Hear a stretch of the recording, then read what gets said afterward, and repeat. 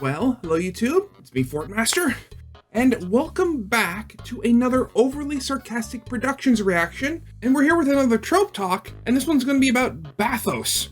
Now, I didn't actually know what Bathos was until I read the description. You know how everybody has been complaining about quips and witty dialogue and the MCU and all that stuff? This is what they're actually mad about. Let's discuss. That's one of the reasons why I've kind of fallen off with the MCU is one is just general burnt out because there's another movie that's to come out or another TV show or whatever it is every year. And I just get so bored of it. And also the dialogue, like in the beginning, it was funny, it was fresh, it was different. But then like the fact that every single movie has had basically some version of that, it's gotten kind of tiring.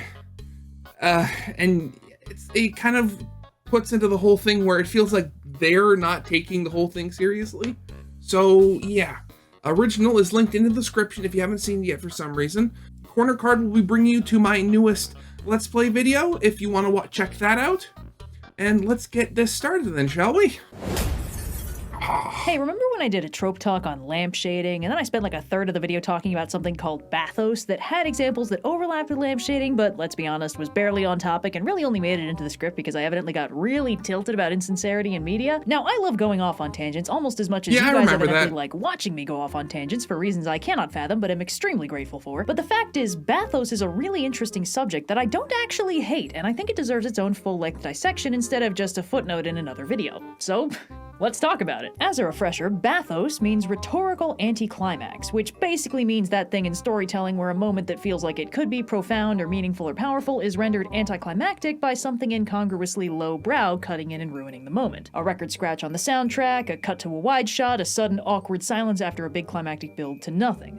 Again, what I said, it feels like they're not taking it seriously. Basically, if the scene could end with a fart joke cut in and be almost entirely unchanged, it's probably a moment of bathos. Now, the definition of bathos has actually drifted since it was originally coined in 1728 in the essay Bathos, or The Art of Sinking in Poetry, which was a parody of a Greek work of lit crit called Hypsos, on the sublime. Allegedly, there's a typo in the original work where pathos, meaning a general vibe of typically negative emotional experiences, was miswritten as bathos, an unrelated word meaning depth. The essay Bathos was a protracted dunk on contemporary poets the author didn't like because they had a habit of undercutting the profoundness of their own poetry by being bad at metaphor, like comparing something beautiful or divine to something weak or dumb-sounding, causing an effect of sinking in the audience. The essay is very incomprehensible to a modern reader because none of the poets getting dunked on are remembered nowadays on account of how they sucked, but the gist is comparable. I mean, that is kind of profound when you think about it. A work being considered of less quality as time goes on because the people they were complaining about were so bad that they're no longer remembered. I don't know about you, but I find that kind of funny. To modern things like the bad sex scene awards, or when writers call eyes cerulean orbs and stuff like that. The idea is that comparing something profound or glorious or beautiful to something low or comedic or just plain goofy sounding is a good way to completely undercut the impact. It's not enough for a metaphor to be like this thing is like this other thing. The two things need to evoke a similar feeling. Comparing a sunrise to a bowl of Cheetos doesn't exactly feel poetic just because they're both orange. This early definition of bathos basically referred to situations where something intended to be highly impactful was undercut by the weakness of its execution. Now, while this original definition referred to an unintentional quirk of writing, the modern definition of bathos has shifted to mostly refer to purposeful undercutting, where the writer intentionally shifts the tone of a scene from something sincere or profound to something goofy or self-aware. But the old definition is still in use, and frankly, it can sometimes be hard to tell if the writer's doing it on purpose or not, so nowadays there are a few different kinds of bathos, and unpacking them sounds like a good place to start. The first form of bathos is basically the original one, where it's not that deep. In these instances, a story attempting to be deep and profound misses and belly flops into the shallows instead. These cases are almost always unintentional unless they're happening in story, like if a bad guy is monologuing and then gets interrupted by a good guy giggling at an innuendo in their phrasing or something, which is a case of in-universe bathos rather than one experienced directly by the audience. But outside of that sort of scenario, this version is basically by definition accidental, caused by clumsy metaphor or dubious execution, or otherwise the story just not living up to its own promise. This has some overlap with a separate trope, which is called NARM, for TV tropes reasons. The gist of NARM is that a moment intended to be emotionally impactful sparks an unrelated response in the audience because of some overlooked component of the execution, like a weird line delivery or a jarringly placed swear word, or dialogue that was clearly written by someone trying very hard to be cool, or just plain bad acting. So okay, wait, I'm sorry, I'm hung up on this. What does NARM stand for? I gotta look this up. Give me a second. Okay, nobody says. I mean, basically, they're all saying what Reg says, but they're not telling me what narm actually means. Basically, a moment that dislodges the audience's immersion in the story. Oh by yeah, I virtue of remember kinda sucking, that. typically turning a serious moment into a comedic one, because sometimes when the execution is bad enough, all you can do is laugh. Oh god, the Earthbender jail in the Airbender movie. Oh, that was so bad. They were just in some canyon and just throwing little rocks. Oh my god, that was so bad. These cases of bathos are accidental, highly subjective, and difficult to control for because they boil down to being a skill issue on the part of the creator, and it's always hard to hear that the way to make your art better is to just get good. Now, my theory is that this type of accidental bathos is indirectly responsible for the cases of intentional bathos, because most writers are very afraid of messing up a moment that's supposed to be sincere. Just like in real life, sincerity is vulnerability, and there's nothing worse than allowing yourself to be vulnerable and then getting laughed at. So a writer writing a sincere moment might be struck with fear that the sincerity will become the object of ridicule. And just like in real life, one of the easiest ways to feel in control in that situation is to be the first one to laugh. If you make fun of yourself, then when other people laugh, they're laughing with you, not at you. That's the theory anyway. In practice, what this means is that anyone who was taking you seriously will feel weird at best and actively mocked at worst, which is also likely to select for an audience that does want to laugh at you, since they're going to be the only people comfortable with the tone you're establishing.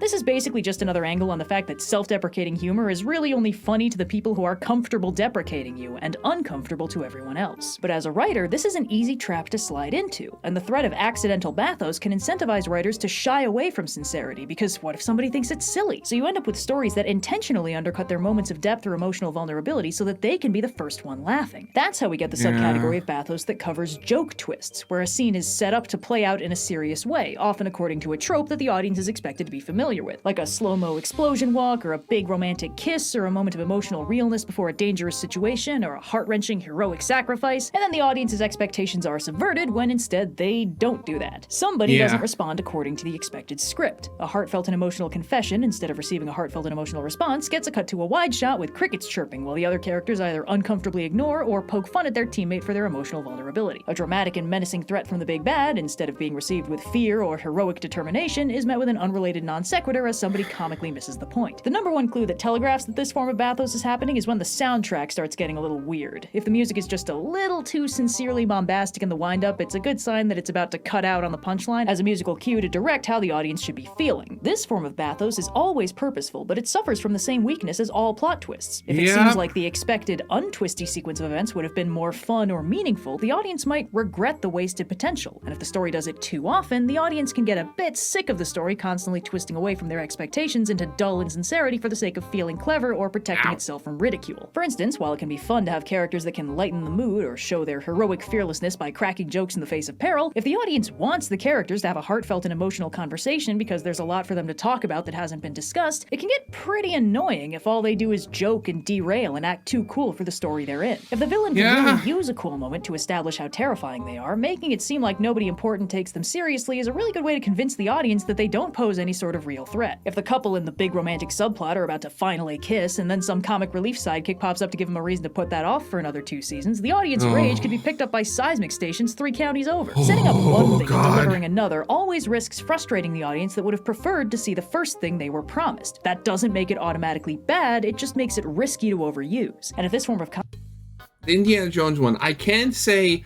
that at least that was one of the earliest ones I've seen, and one of the earliest ones I think you could say was in like a major movie like that.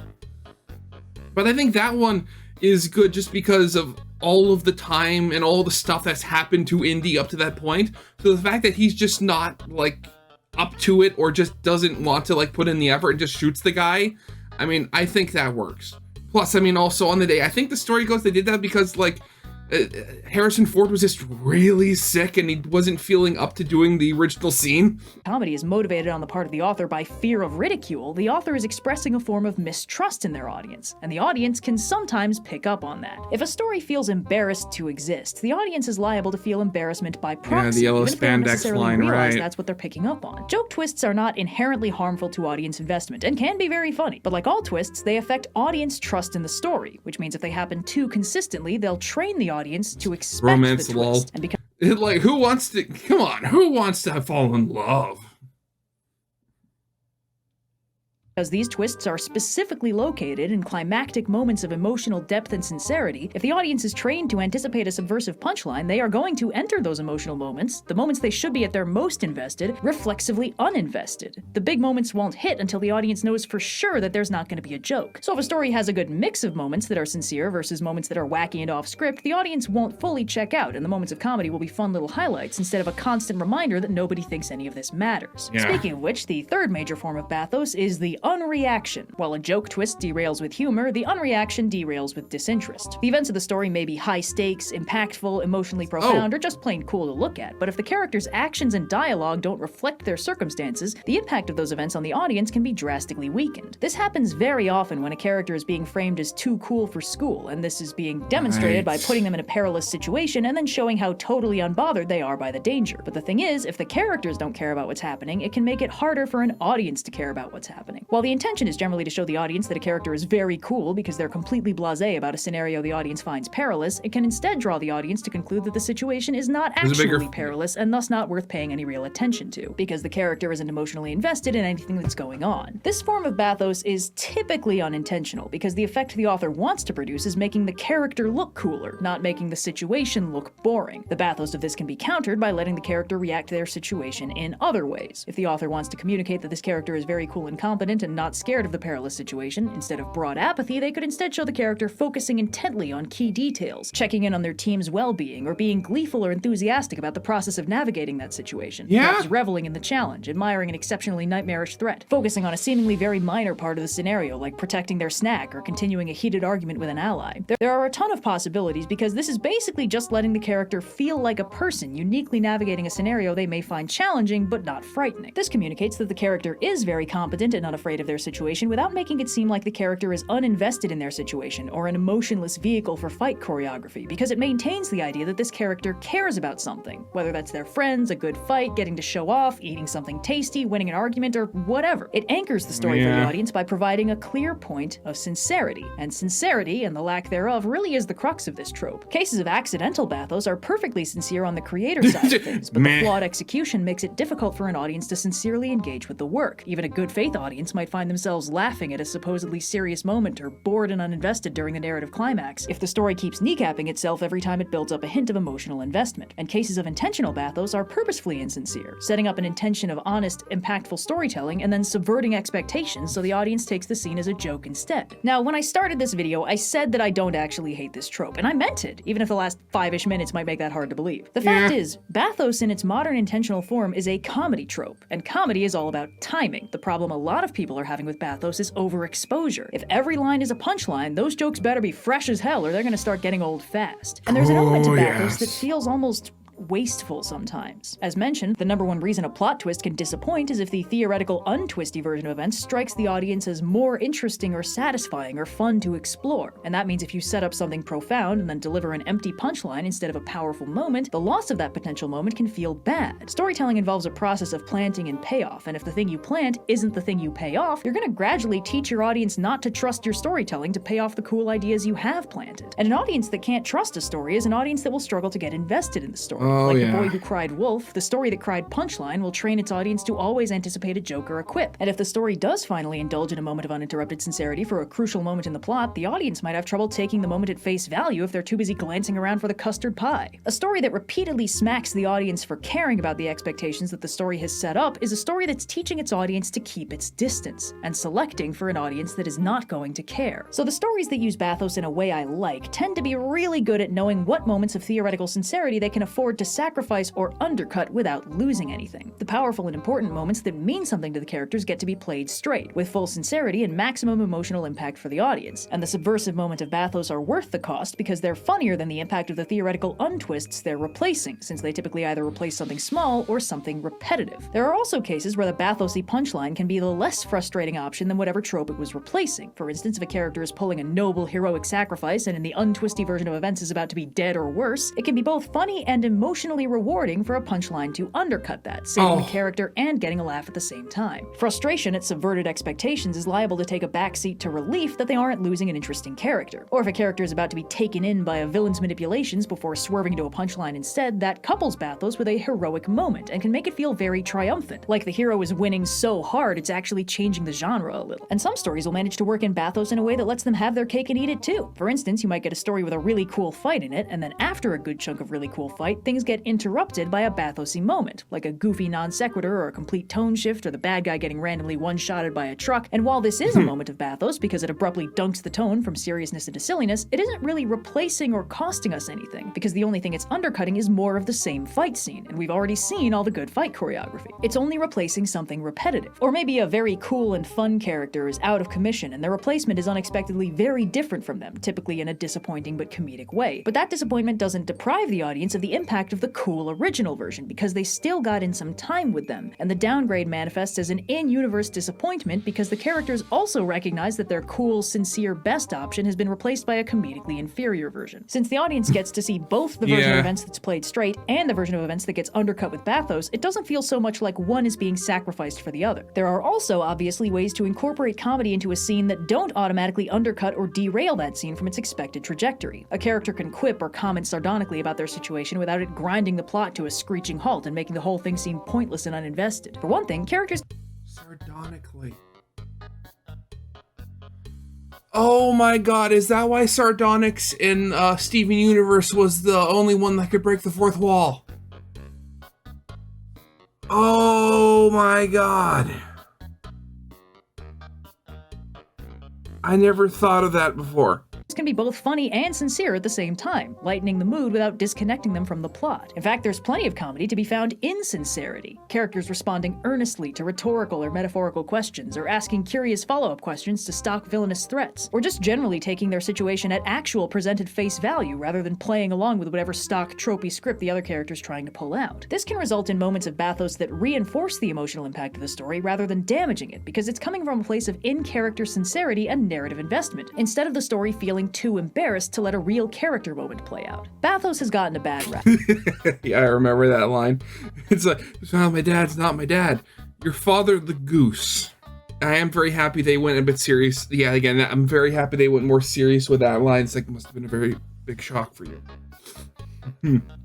From me. Personally. People, and by people I mean me, love to rag on Joss Whedon quippy dialogue and Marvel dialogue, and he's right behind me, isn't he? And there's a reason for that. The reason is oversaturation. The reason is a desire for open, risky vulnerability. I was rewatching Fellowship of the Ring the other day, and when Aragorn and Arwen were on the bridge in Rivendell having their heart-to-heart, and she said, "I choose a mortal life," and the camera held on him for a second, I literally braced for a quip. I knew the movie I was watching. I knew Tolkien would never do me dirty like that. I've seen this movie before, and my brain still auto-completed a theoretical scenario where the soundtrack cut out and Aragorn went, "A mortal life with me," right? Because, you know, there's a lot of great guys out there, and Boromir's right upstairs, and Arwen smiled and kind of shook her head a little because, oh, men are so funny and she has to be the sensible one about it, and that glimpse of that darker timeline shook me. I brought that energy with me. It was in my head. The thing is, the Lord of the Rings movies are not bathos-free. Gimli's characterization is very different than it is in the books, and it's a change that smacks of insincerity. This noble, regal prince character is rewritten as the short, funny comic relief to contrast the tall, gorgeous, serious people in moments of tension by yelling about his beard and complaining about having to run places. And it feels like the director maybe didn't trust the audience to accept a trio of characters that were all serious, sincere, epic figures. Someone had to be funny, because stories need comic relief, and Merry and Pippin were busy getting hash blasted with the Ents. It's much less densely bathos than a lot of modern stories, but it's still there, and it deprives the audience of some good Gimli content. But bathos is the exception in those movies. Most moments are played completely straight, and the audience is not trained to expect a punchline when two characters are having a heart-to-heart. Gimli even gets moments of sincerity, sincere awe of Galadriel, sincere gut-wrenching grief in the mines of Moria. We still get to take him seriously sometimes, but the cost of his book-accurate character feels like a pretty hefty price to pay for not the beard. Bathos is not bad, but it can be symptomatic. It can signal that a writer or director doesn't trust their audience to take their story at face value or in good faith. Being vulnerable is scary, and on some level, telling a story you care deeply about is a bit like tearing your heart out and submitting it for peer review. But that's a risk and a sacrifice artists artists have to be willing to make in order to share the things they care so much about. Trying to shy away from that vulnerability risks sabotaging the creation to shield the creator's ego, and that bums me out. It's sad to see a story plant a beautiful, nuanced concept and then break it because they got scared of paying it off. It shows you what the story could have been if it were sincere, and then it kills it for a laugh because it decided you were already laughing. And I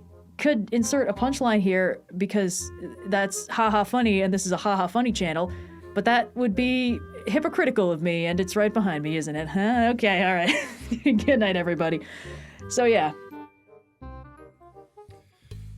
Yeah, I mean, what else can I add? I mean, I will say, like, I didn't have that much to add for this entire thing, because, as I said before, I didn't even know that much about Bathos when the video started, but, I mean, what can I say? What happened to, like, having a sincere movie or something like that? I mean, like, again, we just saw John Wick Chapter 4 last night, and I absolutely loved it. It was so stupid, though. But everybody played it completely serious. And that's the kind of thing I like. I mean, granted, there were some parts that kind of went a bit nuts. Because, like, there's one part in the movie, again, I won't go spoilers, even though the movie's been out for a bit, but I won't spoil in case anybody watching this hasn't seen it. But I have to ask, has anybody counted the number of times John Wick gets hit by a car in that movie?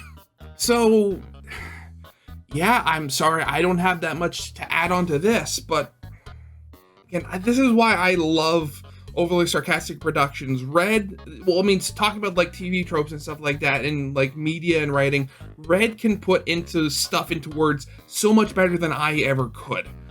It's never really been my strong suit. As always, the original is linked in the description if you haven't seen it for some reason. Corner card will be leading to my newest Let's Play video or whatever. I hope you watch it, because I have a lot of fun playing, and I'd like you, whoever you are, to enjoy watching that too. And with that being said, I hope you guys liked. If you did, leave a like, subscribe if you have not, and I'll see you guys next time. Goodbye.